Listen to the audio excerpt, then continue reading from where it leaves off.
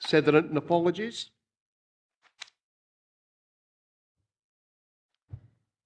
Thank you, Chair.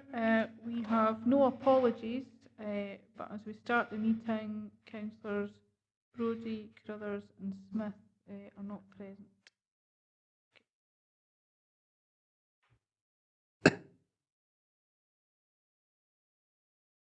Councillor Smith should be on his way.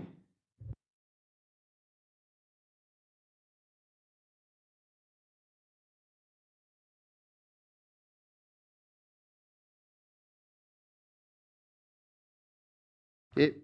Any declarations of interest? No. Minute of the meeting of 22nd January. Members happy with that minute? Okay. Item 4, Scheme of Administration Delegation to Committees, report by Director Corporate Services. Anything you wish to add to the report? No, Chair. I mean, Claire's here as well in terms of some of the detail as well to answer any questions. And the report's taking each of the decisions you took at the last committee one by one and reflected that in the draft. Fine. Members, any queries or points you wish to raise? Ian? Thanks, Chairman. Apologies for being a wee bit late there. I suppose when we get to recommendations, someone just needs to explain, so I'm clear on what it is, but I'll wait until we get to that point. 3.12 is my first point in regards to, and it's a really good report. It goes through exactly how it was laid out and how it was agreed last time, and I thought that was excellent in regards to being able to understand and control. But I think reference to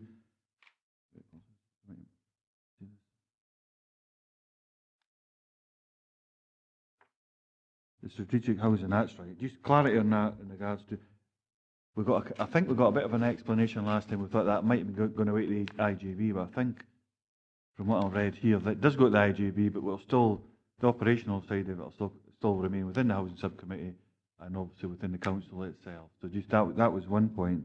The other point was 3.1.4. I think when it comes to, it's the Harbour Subcommittee. I'll just go into, it's just page 27, I think. Page 6. Page 6, I think, and it is. I think within the appendix itself, I think it referred to, and there's another part as well. The Harbour Subcommittee, the delegations. There's an explanation within the report, but I just think the delegations could have been a bit wider in regards to. I think I spoke about the Nith and the Anna in particular. And there's other harbours out with that are actually under the ownership. I would like to have seen them being expanded in regards to that. And just below that, there's also the Enterprise and Services Subcommittee, which totally agree with that.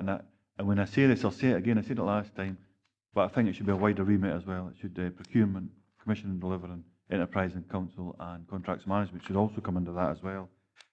Taken on board, we've got 181 million a year. I think it should have its own remit. I don't think it should change any directorship. Shouldn't be a new director or anything like that being made up for that. It's the delegation. I think 181 million pounds worth of contracts on an annual basis, plus the enterprise inside on top of that, along with the commission and delivering. I think that's important enough to get a level of expertise within the membership of the council to have its own committee, even if it's an 11-member committee, so it should overlook that. Coming back to policy and resources or EEI committee and so on and so forth. I mean, I've said it before. I've said it quite a few times now, and I feel very strongly about that when it comes to that. I think those particular pieces of work that the council carries out, it has that level of importance. So I think I would like to have seen the harbours expanded a bit. I think I've seen my point about the enterprise and council as a service subcommittee. Like I say, I'm not about moving the actual delegations away from the directorships or wherever they sit under. I think it's right they should stay and be controlled that way. I just think that whole buying power of the council, the enterprise side, should have its own standalone committee. And the other thing was just in regards to the clarity. I think there's more clarity here this month compared to last month. And as far as the housing subcommittee, I think it does its delegations. IGB has a strategic oversight. Just clarity in that, Chairman. Thanks very much indeed, Chair. It's in relation to the Harbour Subcommittee. It's actually page 27 of 60, sir, and the delegation is set out there clearly and concisely, as far as I'm concerned. And my view, Chair, that I think that the paragraph 3.1.4 of the covering report I don't mean to be disrespectful to the report author, particularly since she's been kind enough to give me a copy of the revised Standards Commission Code of Practice this morning. But I worry that we might, if we start talking about expanding the role of that subcommittee to private harbours, I wonder, sir, if we're maybe in danger of, or maybe not in danger of losing a wee bit of focus, because this is quite clear. It's the council have a role as a duty holder, an extremely onerous and demanding and challenging role as a duty holder under the terms of the Port Marine Safety Code for the 5 harbours for which the council is responsible. And there's no reference, as it were, to sort of taking on any responsibility, as far as I'm aware, to private harbours. And while I have no problems, Chair, at the appropriate time and looking at whether or not it would be possible to do so, I would think at the very least that you'd be looking to start off with, you need to be a bit circumspect. And from my point of view, I think the very least would be look to do would be getting a council's opinion and seeing just exactly what the implications are. Because, as I say, given the onerous and challenging role that this committee will have in relation to our harbours, I'd be a wee bit apprehensive about taking on non-council owned harbours with all that implies. And that's not meant to be negative, and it's not, as I say, a poppet clear as the author of the report. But as I say, that's my views at this moment in time, Chair. Have we got any, either Claire or Rhoda, have we got any statutory duties for private harbours? I think it's not so much about all private harbours, but there's a couple of harbours where the trusts have, for want of a better word, are now moribund. It may or may not be, but we've had that argument before, particularly when we're talking about we down to Annan, and we've obviously had the working group for the NIF.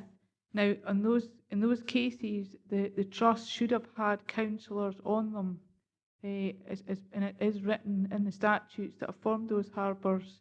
So when people are trying to get them up and running again, the council may have a role there, and obviously the work of the NIF,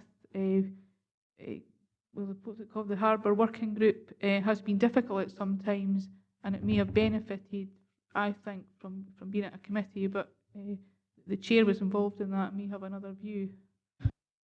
But maybe the easiest thing to do there, in that case, is where we have got a statutory interest in non-council harbours, because I'm well aware of the navigation one. Now, that was set up by an Act of Parliament back in the 1800s, then amended in 1927. And what he stated there was there had to be so many councillors from the Stewartry of Kirkcudbright County Council, so many from Maxwellton Town Council, Dumfries Town Council, Dumfriesshire County Council, traders on the river, traders with an interest. Now, we have now spent, drive me round the bend, spent about 4 years in this, and mainly because of the intransigence of others, but we're not really getting anywhere fast, quite frankly. But we still have a duty under these previous acts. Now, we've been getting advice from the Scottish Government on this, and the people who want to take over the main harbour areas aren't listening. They've got their own wee daft ideas, and they're not taking their own independent legal advice. That's half the bother. They're taking advice from a demented minister, to put it mildly. It's okay, I haven't named any names. I'm quite aware of what I'm saying. So I can just say that I realise we've still got an interest in some of these areas. Ian? I mean, you've summed it up well in regards to your own issues that you've got, and you're similar in Annan, but we actually own the key. The council does own the key, they own part of the harbour, not at all, not the outlying waters. So, I mean, that's where I'm kind of coming from, and I know in this you've had the same problems, very similar, and it's them two in particular, what I've named, and that's where I think, it does say it may be something that the subcommittee could bring in its oversight in the future. I would rather be a wee bit more explicit, because we do have part ownership, but it's not named, and we're not explicit, but we do actually own part of these. Certainly in Annan I haven't got the same knowledge that you've got in regards to NIF, but we actually own part of the harbour in Annan, and again it goes back to, it's in statute, it's in the legislation that was written back in the 1800s. It's there, councils from the Annan and the owners and so on and so forth, same as it is in the NIF. That's what I'm trying to cover. It's no these other ones, like Stromore and so on and so forth, they've got their own bits, and they've got their own working groups and trusts and all the rest of what they're doing. It's the council have a clear, through statute, and they actually own part of the harbour as well. That's what I'm talking about, Chairman. Thanks, Chair. I think there's an underlying issue to all of this, though, sir, and interesting to hear your comments about the National Navigation Trust, etc. That there's been a history, for want of a better term, of this council putting elected members onto outside organisations, very often as a consequence of which the member or members concerned, can be put at risk. And that's been done without being censorious of anyone. It's been done in a lot of instances, in my view at least, without due and proper backup and support. And I think this is something that we really got to get away from. I mean, I know one colleague from the West who will simply not get involved, in representing, and Willie knows exactly who I'm alluding to. Will not get involved in representing the council and external organisations on that basis. And I think at the end of the day, it's a loss because, his undoubted experience and ability would be beneficial, but I understand exactly where he's coming from. And it's all very well, as it were, for a trust to be formed by statute and it to stipulate that there should be so many local authority members, but, things move on and we can finish up, I'm sorry to sound negative, but we can finish up pretty much exposed, if, as you say, things, the organisations have not been operated properly and run effectively. And that's another fundamental underlying worry that I have in all of this. So coming back to what I said, sir, no problems with the delegation, totally supportive of that. I'm prepared, more than prepared at the appropriate time, as it were, to look at the possibility of extending to other such harbours. And, I would commend Claire for making that clear or raising that possibility in the covering report. But, I think it's something we should approach warily. Thanks for your time, Chair. To be honest, Alistair's really covered what I was going to say. I mean, I don't have, and members don't have information before them about anecdotal stuff around we own a bit of a harbour here and we own a bit there and we've got responsibility here, we've got responsibility there. What we do know is that the very specific request that came from the EI committee was around those harbours where we do very clearly have a duty as duty holder. And that was the concern that was raised at the EI committee, that we needed a dedicated subcommittee to take on that particular responsibility because it is, as Alistair said, an onerous responsibility. And we're not in a position here to start debating. We should include in that bits of this harbour and bits of that harbour.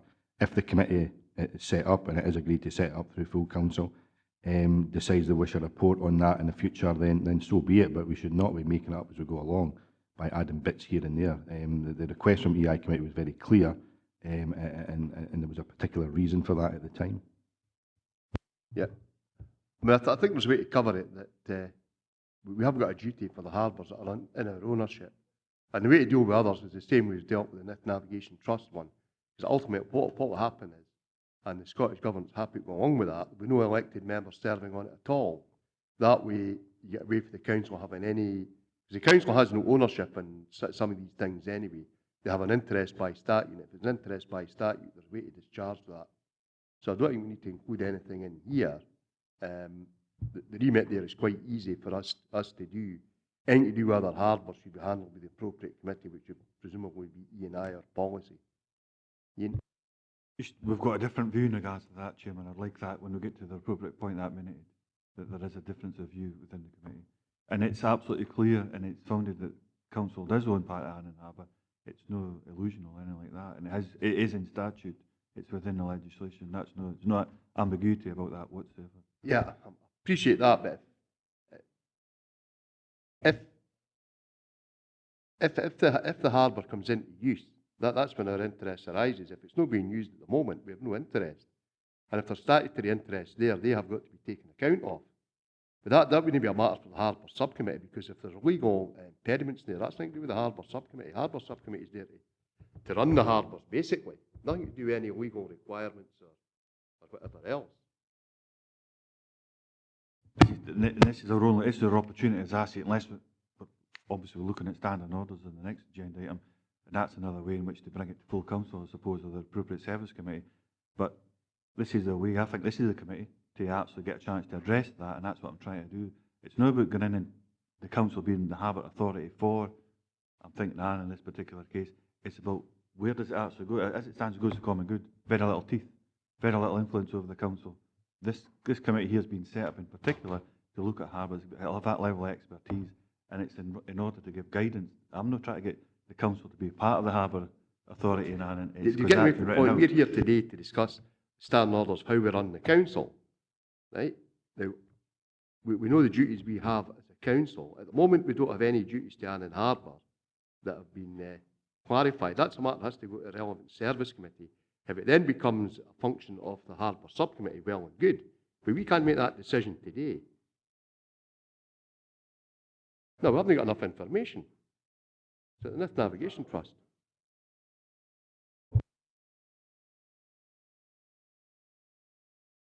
Well, Chairman, I'm certainly not making up, but what I'm talking is in broad terms. If we have an ownership, we own part of it. That's clear. There is statute that can be referred to. It could be as loosely worded as that if we do actually, because it's, I mean, I could make the argument we do actually own part of Annan Harbour, and that's fact. That could be researched and brought back.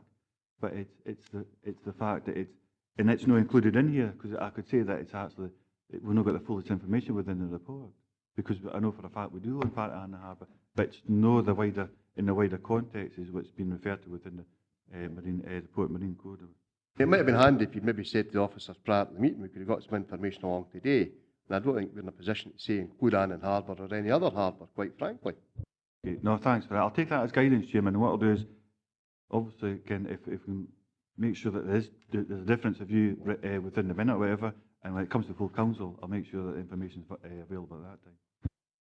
Jane? I was going to go back and just be quite clear about what the delegations are, because, I mean, it says that there is no functional delegation to the Harbour Subcommittee on page 45. So I'm slightly confused as to what we're actually supposed to be doing. So could that come forward then, Chairman, when we talk about this, which obviously it will be a matter of discussion, could that please be made clear at the time?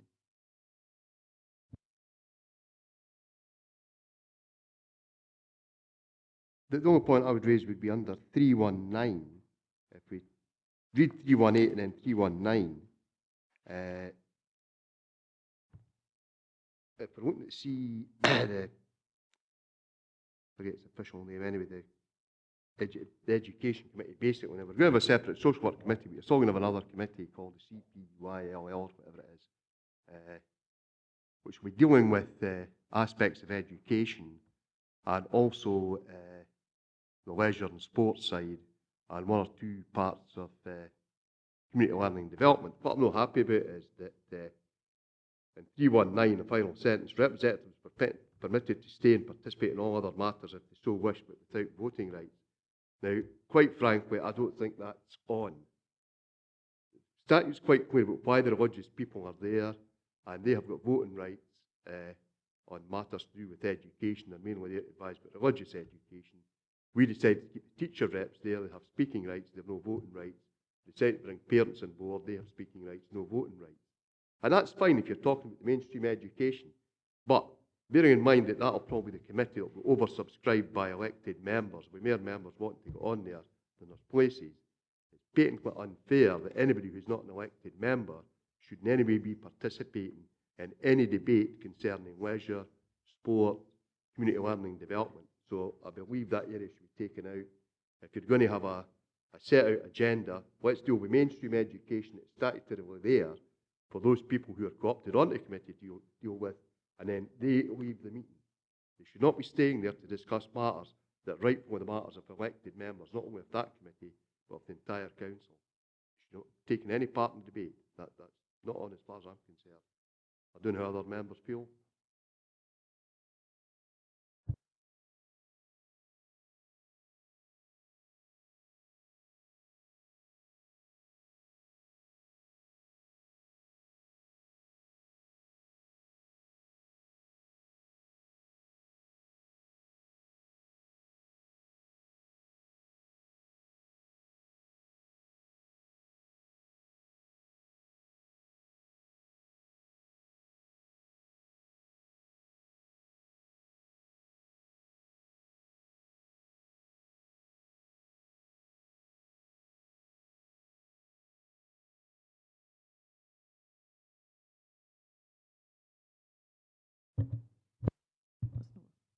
That didn't work, did it?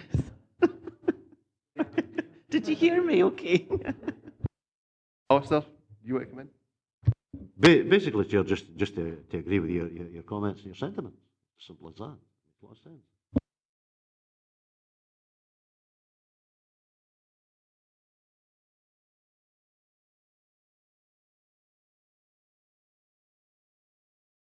Rather than permitted to stay, they're not permitted to stay. Can be there for the mainstream educational matters, but then they must leave the meeting. I think that's only fair. Colin? Presumably that obviously also includes those cross-service issues. For example, that committee will get to set the department's budget, which will cover sport and leisure, education, etc., etc. So presumably they'll be allowed to stay for those parts that cover more than education when it does cover education. Yep. Any other points in the review of schemes? No? Oh, sorry, Jane. Yes, I do. I'm sorry.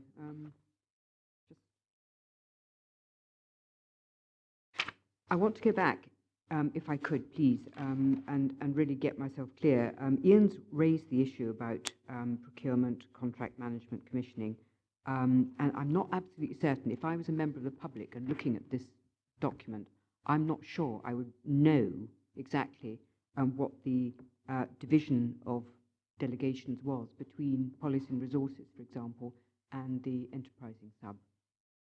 I don't think it will be completely clear to me. And there are other committees that mention commissioning and mention procurement. So I think somewhere there should be maybe just a little bit more clarity about what is actually down to each committee. Jane, in terms of enterprise and services subcommittee, the instruction members had through this committee in terms of debate was around the trading and commercial operations of the enterprise and service within EI subcommittee of that main committee. So we'll look at the words again to make that absolutely clear. Of course, service committees will have a commissioning role, but really the monitoring oversight of procurement, contract management and commissioning across the council to provide an outlet for the recommendations from the scrutiny committee and indeed this committee, but oversight of the whole exercise of procurement, contract management, contract registers, what we're buying as a council to provide that kind of global reporting as we do in capital and other things. So we'll look at the words again to make sure that that's absolutely clear for members. Thank you. Anybody else? Okay, can maybe go to the recommendations then? 2-1. Done that. 2-2. 2-3. 2. Sorry, again, it was about the Social Work Services Committee delegation. Where do we receive the Chief Social Work Officer's report? Is it to full council or is it to Social Work Services? Is that clear? It's not a matter specifically kept by full council standing orders, so it's currently within social work and it remains so. Thinking about the IJB, I mean, I think it's going to take a bit of time to settle down, but okay, if that's clear at the moment, that it's going to sit with social work services. Well, I think that was one of the reasons for maintaining a social work committee, so as an oversight can be kept on IG. Agree 2-3, note 2-4, note 2-5, and 2-6. Sorry. Just, I'm a wee bit confused with that. Could you just have that explained? 2-6, 2-7 or what in as well, Chairman? Just what that means.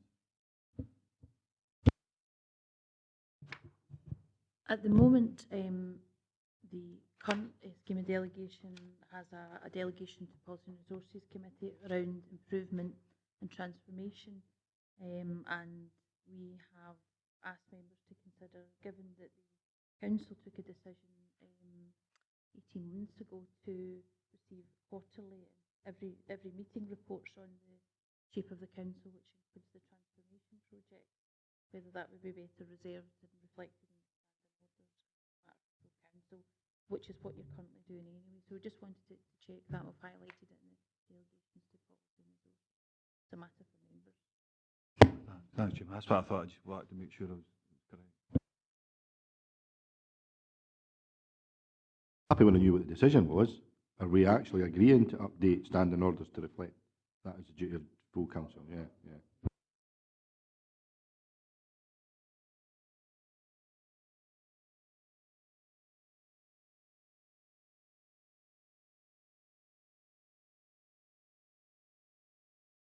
I suppose this is a chance we'll get to say about the harbours. I think if we should broaden it slightly so that it's named specifically the harbours, but if we have an ownership with any harbours in regards, including the quay, that harbour subcommittee should also have oversight in regards to potential issues that come up. And also, I feel that it's the only chance to say it again before it comes back to full council in regards. I think we should have a subcommittee, a standalone subcommittee that looks over the previous elements that I've said, which is the enterprise and council, the procurement, contracts management, and commission delivery. I think it was in particular those aspects. It's the only chance I get to put that forward, and if I don't get support, Chairman, I get my dissent recorded, so I do move them.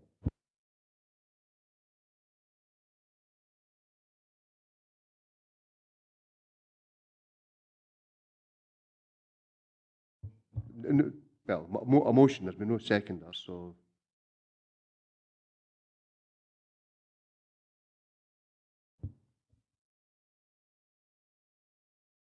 Policy and resource. I think I'm just like I say, I'm being quite clear. So you've got there's two aspects to that, and they're joined up, so maybe no get support in regards to that. But just in regards to that, because when it comes back to full council, I'll mention it again. But from as far as the minutes concerned, dissent recorded, please, Chairman. happy to do so. Okay, we move on to item 5.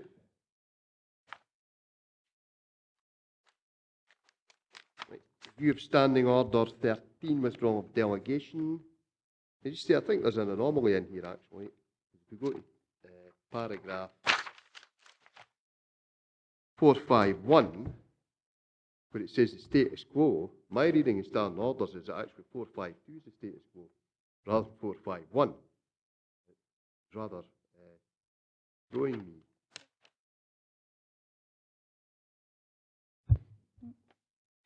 In terms of, it was more about, custom and practice, and at the moment we've got to have all notices of motion. They can only go to full council, and there is no requirement for delegation to be withdrawn at the moment, and therefore that is in practice what happens.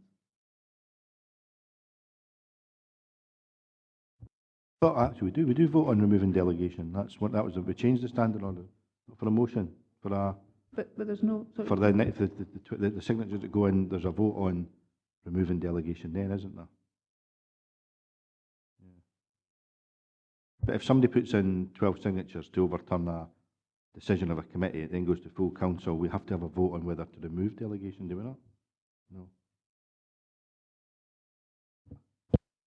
I mean, what we're trying to point out is that other councils have a requirement that they do have to withdraw the delegation, and in some ways, without getting too technical, it's become custom and practice in this council to withdraw delegation, but arguably the people, the full council given delegation could act as well as the committee to whom delegation is given. So it's become something that we've adopted over the years as a way of whether we're going to consider the motion or not. When you give delegation to an officer, it does not mean that the committee can't act, and certainly if full council gives delegation to a committee, full council could still act. So there is a wider debate here about whether we actually need to have the withdrawal of delegation, and that's something that Claire's identified in a research for the paper as well. But try not to get into that debate today, and just make it clear about Standing Order 13 and about what other councils were doing, what the options were, and just to have a discussion about that today. Chair, it's the sort of 3 options there. I actually think that if something isn't dead urgent, it should actually be given to the appropriate committee to actually deal with it. If it comes to full council, if that's the route we have to go, then fair enough. But I think you should allow the committee to actually have its say in it.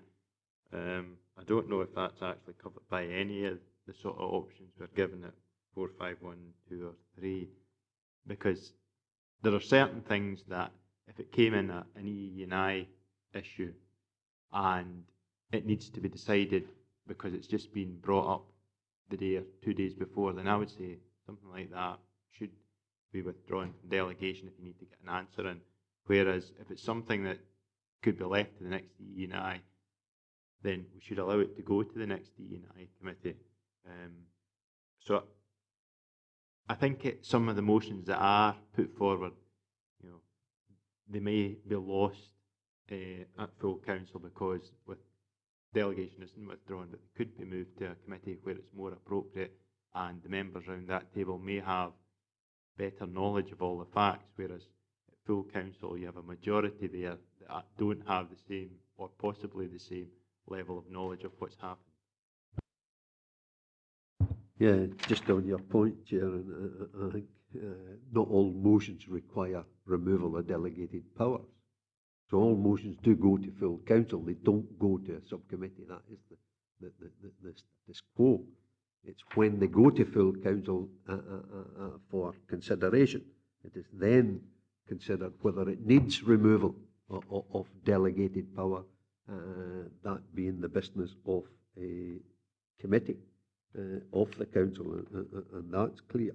But I think 3.2 covers that very point, and it's to that point that it's no matter of me. If it is not, delegated powers are not removed, the motion falls. It does not get referred to a parent committee with responsibility for that item of business. And I think that is where I believe there is an unfairness. Again, 3.6, this is a well thought out report with consideration being applied to it. In 3.6, Council's opinion has been sought. I get a sense of deja vu about this one, because I remember in a previous life in the District Council, the same thing where Jonathan Mitchell ruled when members felt it was appropriate to have 4 signatures on a motion, and I think that ruling was, or rather the opinion was well taken, that it's still in convention only 2 require. And I think it does come under the Representation of the People's Act.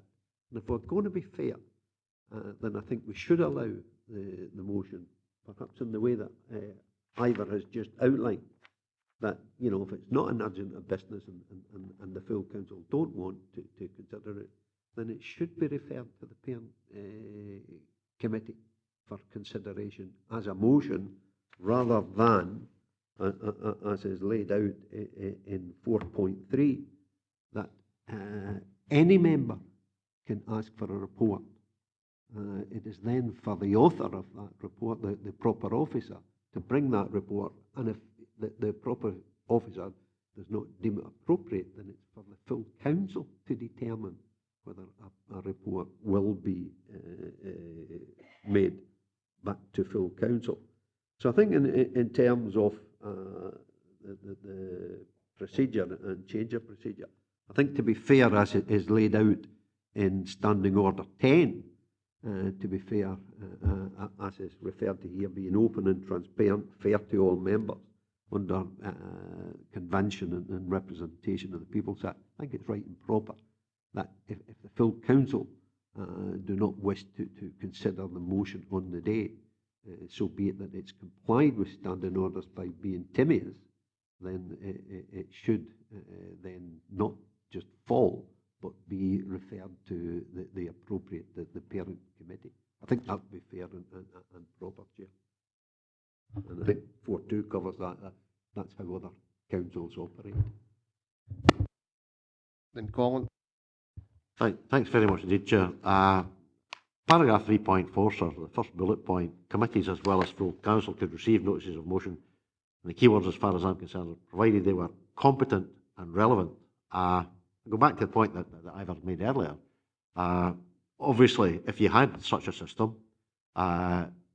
the motion, before it was entertained, would require by the relevant, and I would suggest that it would be limited to service committees and corporate committees. And before, in fact, it was decided that it would be taken by such a committee, it would have to pass the tests of being competent and relevant. Now, I appreciate, Chair, maybe sounds a wee bit far-fetched, but it's not totally beyond the bounds of possibility. Ultimately, we have we've got to take as an authority a corporate view on things, and you could have a notice of motion going up to one committee being adopted by a committee which maybe, if not, was at variance with the interests of another committee, but perhaps maybe hadn't covered quite, everything. So the point I'm making, Chair, is that to me, if you go down that road, and I am quite fiddled to the idea of committees being able to deal with such notices of motion, but provided you had the overarching role of such as full council.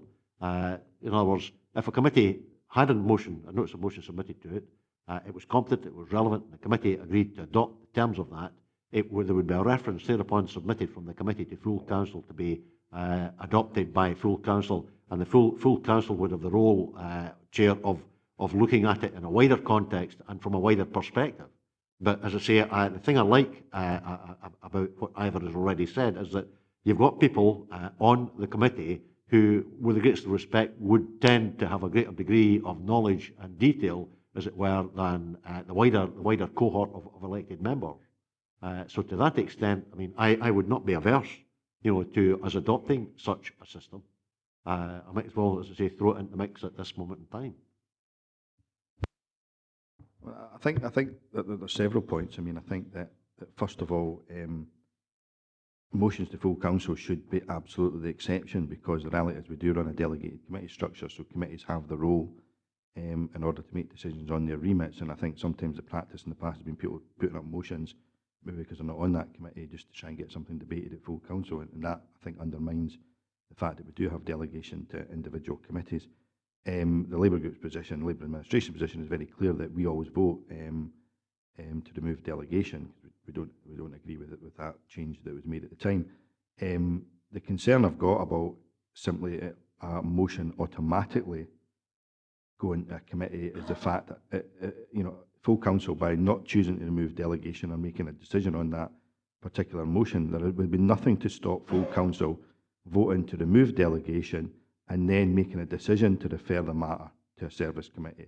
That's open at the moment, and that's a reasonable way forward. As I say, I don't agree with the vote on removing delegation, but that's what's there at the moment. But there'll be nothing to stop removing delegation and then saying the decision of full council is to refer that matter to the service committee, and that deals with the position. So there's no requirement, in my view, to change things when actually the full council has that power to do that. And if it believes that the most appropriate place to debate that issue is within a committee, then that's certainly what they could recommend, and maybe that's something that needs to be reiterated to people. There's a procedure in place at the moment that allows any member to request a report goes before any individual committee. I've certainly done it in the past, there's been reports there. Other members have done it in the past, and there's been reports there. Whenever that request is turned down, then it goes to full council for consideration. So there are procedures in place at the moment that allow members to get reports before individual committees. So maybe it's a case of reiterating those procedures, making it clear that full council does already have the authority to refer something to a service committee if they should choose to do so. Didn't actually really have any particular say, except I was wondering if there was any issue. I'm just trying to think this through. It's quite difficult because there might be an issue with respect to the 6-month rule. That something goes to committee and then is decided there, and there could be something which was actually really, I don't know, something earth-shattering that was decided not by full council. I mean, a big capital program or something changed. Do you see what I mean? And then we got ourselves stuck. I don't know. I don't know if there is something that isn't right, and because the final arbiter is, after all, the full council.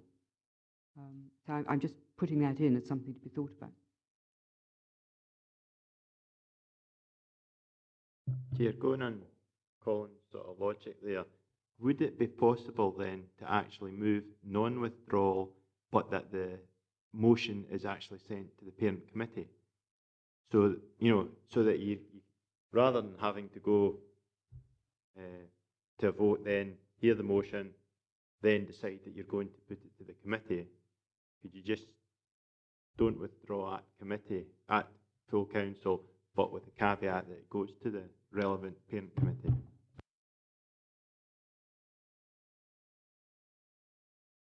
That, playing devil's advocate, the difficulty with that is that very often members will use not removing delegation because they fundamentally disagree with the matter being debated.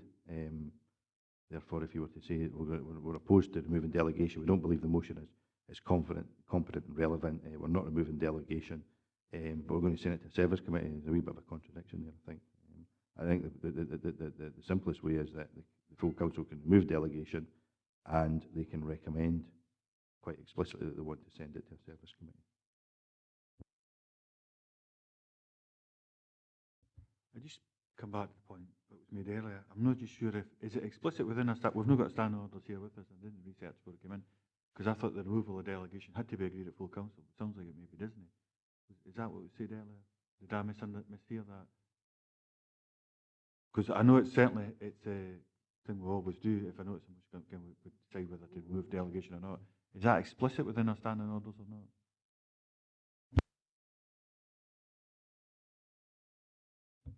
If that is the case, I mean, I think I agree with what's been said on the table. Probably should remove that. But okay, thanks for that. So it's explicit 13.1. So maybe that is something that we could do as well, and just remove that so we didn't have to go through that procedure. But I still agree with what's been said in general terms. If the actual subject matter is more relative to either the corporate policy and resources or the service committee, then it should go there. But if we have motions on a generality, we don't have to withdraw a delegation anyway. You're only withdrawing delegation if it's specific to a function of the council, right? So if somebody wants to move a delegation that we didn't like the SNP government, we can discuss that and vote on that if we want. But if it's something to do with a specific committee, that's when you withdraw the delegation. Right? Yeah, Chair, you've explained it. I already said that you don't, well, it's being said explicit. That's where it is business for that committee, for a delegated committee or powers to that committee that you withdraw delegation. In terms of what Alistair has said, it could be at variance with another committee or the corporate council. That may be still be the case as it exists, but the minute comes back to full council and members can question the minute that comes for approval adoption at full council. In that respect, as per the procedures just now. But to what Colin said, I have no difficulty with that, because then the motion will be considered at full council and a decision taken, should it be the council's wish to refer the matter to a service committee. The motion would then be debated for that decision to be made. To do that where there is no delegation, or if we remain as it is just now, because the current practice is if there is not removal of delegated powers, the motion just falls.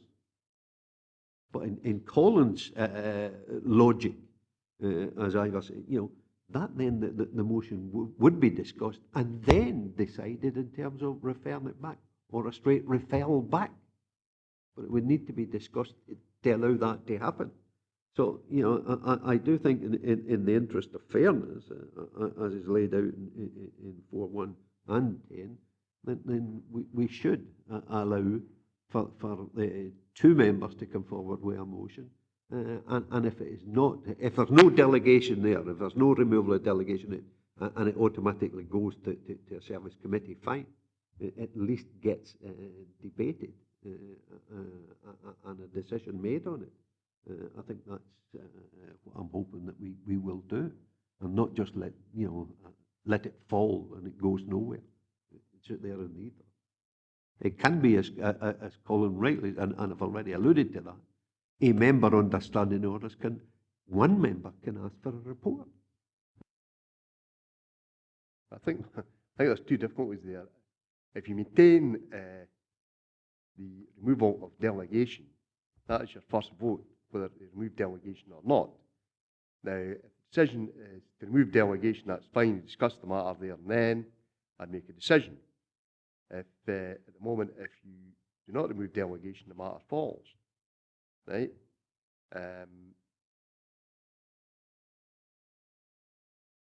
So are you suggesting if it falls, it then goes to the appropriate committee? That's what, it shouldn't just, be lost. And it's a mechanism by which it goes to the service committee. Now, the simple way is just, as Ivor said, or I think I heard him say, rather than, not have a motion at full council, and a motion goes to the service committee for consideration. I mean, the point I made was if full council choose to remove delegation, then one option they have is to then refer the matter to a service committee. I was quite clear on that. The Labour Group position on removing delegations is quite clear. We don't have a majority when it comes to that issue, and therefore we accept that the standing order at the moment requires delegation to be removed. The point I was making is that if you then remove delegation, which we vote for, you can then refer it to the service committee. I think that effectively is the status quo. One of the concerns I have about allowing effectively the two processes that we have at the moment to put a report to committee is that you could end up people using both because they don't like a first decision. Let's, for example, look at a scenario whereby an individual member requests a report to committee, the officer, for perfectly legitimate reasons, says no, then that goes to full council for a vote as to whether there's a report to go forward. And again, full council might also say no, but if you go down the route that Willie's suggesting, you get two stabs at it, as well as asking for the report to go to the service committee, as well as taking that to full council. If an officer says no, you could also put forward a motion to full council, and then if it's automatically referred to a service committee, you've effectively overwritten, if you like, the other standing order, which says an officer has to basically make a decision on that. So I think that the power is already there for full council to refer something to a service committee if they decide to do so. But my reading the report is you're not going to get the two bites at the cherry, because if you want to have it Willie's way, then you take out Standing Order 16.2 that removes any right of a member to request a report. I'm quite sure the proper officer would be quite happy with that to be removed as well. So you can't have it both ways. You can't have what Willie's asking for and also keep 16.2. That's quite implicit in the report, right? So that gets maybe the two bites. It's alluded to in the report, but presumably we'd have to, it says it would negate, so we would have to then make a decision to remove that. But then that, I suppose, undermines an individual councillor who might not be part of a group or even can't get the support of another member of their own group. If they want a report, an individual member would no longer have the power to ask for a report. They would have to get somebody else to support them on that. I suppose that raises questions about whether that undermines those that choose not to be part of a group. So perhaps the best way to preserve the right of an individual member is to keep the status quo and 16.2. And that way an individual member has got the right to ask for a report to go to a committee or full council. That's implicit in Standing Order 16.2, and the status quo remains in other standing orders. Because you can't have folk getting two bites at the cherry, but if you go down the road of a motion, that means, and we do have councillors who stand as individuals, then they have no right to ask for anything, and you're mitigating against these people, you're removing the democratic process. It would have to be argued as well that really a motion should have a mover and a seconder at the relevant committee.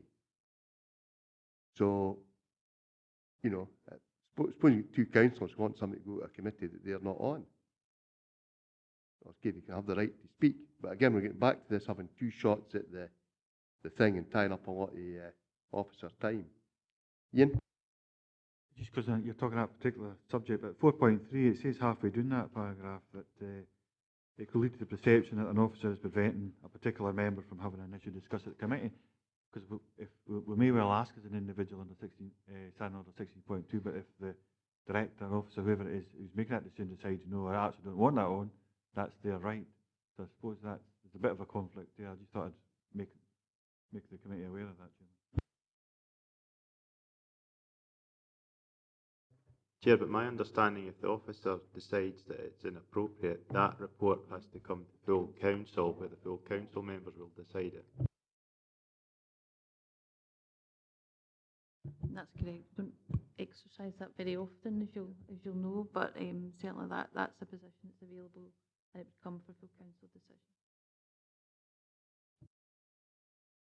I go back to the point I made earlier, though, Chair, that, you know, at the end of the day, if we have a worthwhile scheme of delegation and we're trusting service and corporate committees, I personally would, subject to the tests of competence and relevance, I personally would have no problems, as it were, with a service committee or a corporate committee being able to consider notices of motion which are submitted to it by their members, etc. And I'm not going to rehearse what I've already said, but, you know, I don't see any. I mean, obviously, you know, given the terms of the report, it appears to function this way in other local authorities.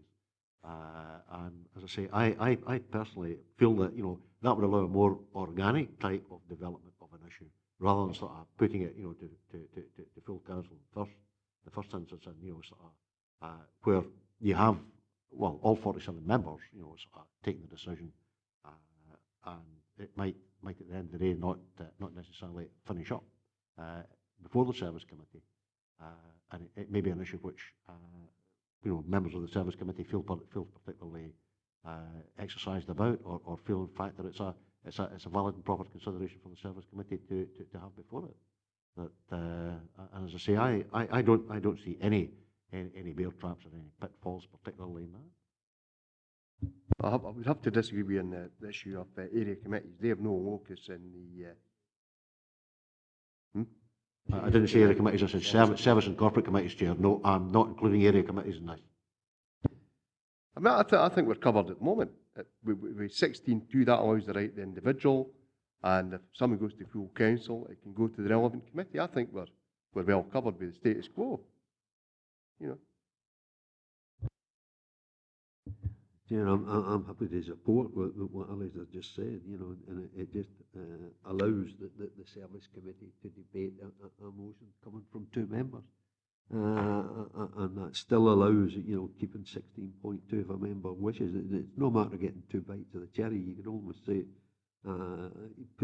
submitting a motion and delegation is not removed, you still have the second bite of the cherry under 16.2 as an individual, not as two.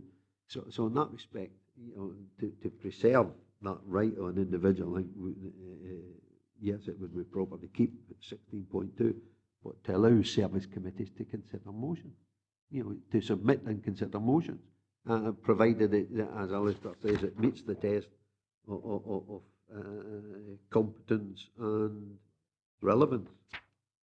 If it's not relevant, it'll go back to full council anyway. But that's the very point I'm making. The status quo allows that without having to go to a motion to full council. You can request under Standing Order 16.2 something to go to a relevant committee. Now, I think it's already been pointed out a number of times that the proper officer has had to take something to full council to ask the elected members whether that should go to the respective committee have been few and far between. The system is there at the moment for an individual member to take things to a committee. I didn't see what the difficulty is, Colin. I'd come back on the point that says we should allow motions to go to committees and retain the existing 6.2. It's just no practical, because you do then get two bites at the cherry if you were to allow an individual member to ask for a report, then it goes to full council if the officer says no, and also at the same time you stick a motion in with the support of somebody else, so you do get two bites at the cherry, and I think that's particularly messy. I think maybe there's an issue around maybe members aren't fully aware that they've already got the power to request a report to an individual committee. Maybe we need to reiterate that particular point. Maybe we need to reiterate the point that when a delegation is removed at full council for a motion, members would have the authority there and then to refer that matter to a relevant service committee. Maybe I think if members don't go down the route that's being suggested and decide to stick with the status quo, maybe as part of the report back to full council, we reiterate those particular points that they already have the power to ask for a report, and crucially that if members do decide to remove delegation, debate a particular motion, that full council has the power to then refer the matter to the service committee for a final decision. Maybe that's the way forward in terms of information to members, but I don't think you can keep 16.2 and allow members to put a motion to committee, because it does give you 2 bites at the cherry. I mean, I'm starting to come into what you're saying yourself, Chairman, but the only thing is, are we aware of any potential conflict if there's been a request through 16.2 by individual or individual members in regards to whether it's policy and it should be heard at that service committee or being referred to full council? I mean, to me, that's the only potential weakness that's been identified within the paper. It's the interpretation, and that's at 4.3. Have we had that? Has that been a conflict in the past or not? Not in my experience. I mean, I think ultimately if a member requested a report on a matter of policy, and the proper officer myself in consultation with the relevant director felt that was inappropriate, it may have already been debated, it may be within 6 months, it may be a matter that's already decided in terms of council budget, etc., then we would be able to lay that out to the member. If they felt that that was not their understanding, then I would simply bring a report to full council for them to decide whether they wished a report to be presented. That would be the decision of full council, have a report to be presented, not necessarily take a decision on the matter at full council at that point. And at that point, it would go to the relevant committee if members decided a report was required. Okay, I think we've had a good debate on this one. I think we should try and get a decision. I'm quite prepared as chairman to move the status quo on the basis that the status quo at least respects and protects the right of an individual councillor to look after the interests of himself and his constituents under the present standing orders. So I'm quite happy to move the status quo. Do I have a seconder? I would second that on the basis that also in the report back to full council we include reference to the fact that it is obviously full council that if they do decide to remove delegation, they can make a decision to refer that particular issue to the relevant service committee. So it's a better way forward rather than just make a decision on it. Yeah, Chair, as I say, I was quite happy to support what I was saying. Alistair was saying in as much as that if two members wishes to come forward with a motion, then they're able to go direct to a service committee with that motion, and that being the change in standing orders. Seconder for that? I'll second it, Chair. Okay. To the vote? Maybe it's just because I was looking for clarity in the gas. I feel it's the same thing. I didn't see the difference other than, because if we go under 16.2 for the explanation that we've just had, under 16.2, it would go to the relevant service committee. But if it's found not to be appropriate because it's no policy and so on, or within the 6-month timeline, then that's where the divergence is, and it only at that point. So would that not still apply if that's the case? Is what Wally's moving different from that, or if it is, in what way? Does it mean it's got to be, whether it's known policy? Because if it's known a particular policy, then say the 6-month timeline having to be recalled because it's been there the month before or 2 months before, then I think that's a conflict, to say the least. So I need to do clarity on that. Yeah, Chair. Thank you, Chair. I think it's right and as Colin's suggesting in the motion that you've moved to also include the part where members are made aware that they can ask for a report as an individual. I have no difficulty, I don't dispute that. That's a matter of fact as is contained in standing orders. The reason I'm asking, and it could be contained in 4.5.2, is it gives access to two members to put to table a motion, to submit a motion to a service committee that does not exist. You can ask for a report on a particular issue, and then it's for the proper officer to determine where that report goes, whether it's full council, service committee, or whatever. This is one that's saying that there is access by way of notice of motion by two members, provided, as Alistair said, it meets the competence test and relevance, that they have access to a service committee. If you place a motion upon the agenda of a service committee, somebody must be there to move that motion. Somebody must be there to second that motion. You can't have a motion placed before a committee without a mover and a seconder. Now, what you're effectively doing is taking away the right of one individual councillor to ask for a report to the committee, and you're doing away with that democracy by saying it needs two councillors to get something to go to a committee. I don't understand where you're going. You're actually taking power away from elected members rather than rather than giving them power. You're going totally the wrong way. I'm really surprised, Molly. Ivor? Chair, going on that logic then, if you go to full council, you withdraw delegation, you move it to, that it goes to committee, if the two members aren't on that committee, who's there to speak to that motion? The trouble is, if it is moved, it's a full council decision to refer something to a committee. It then goes in that committee agenda. It does not go there as a motion. That's the difference. Whereas if you put a motion to a committee, if the two members aren't there moving second, the motion falls automatically anyway. So I don't understand the purpose. The individual member's protected with current standing orders. You're complicating things totally unnecessarily. Colin? I agree. I mean, the full council wouldn't be referring the motion. The full council would be referring the item for debate at the service committee, and there it's up to the service committee to move in second.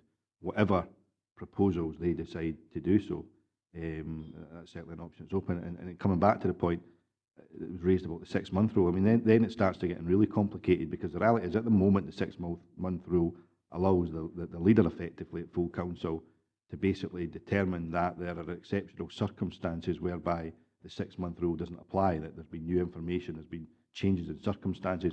What do you then do with a motion to committee? Do you then basically say full council's made a decision on it?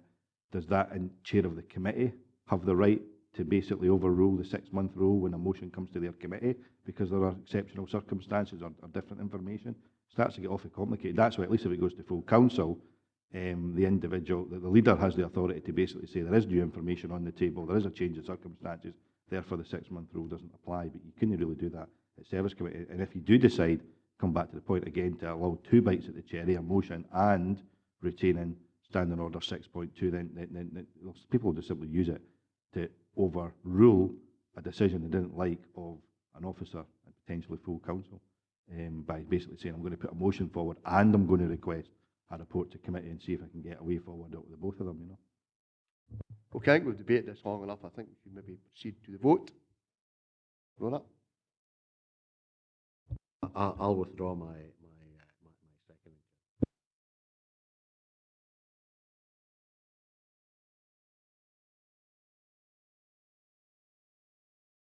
Caveats around the information. Yeah, aye. Okay. Don't mind the sand, Chair. I was expecting that, yes. I'd have written it in for you anyway. And okay, I have no further business. Can I thank you all for attending.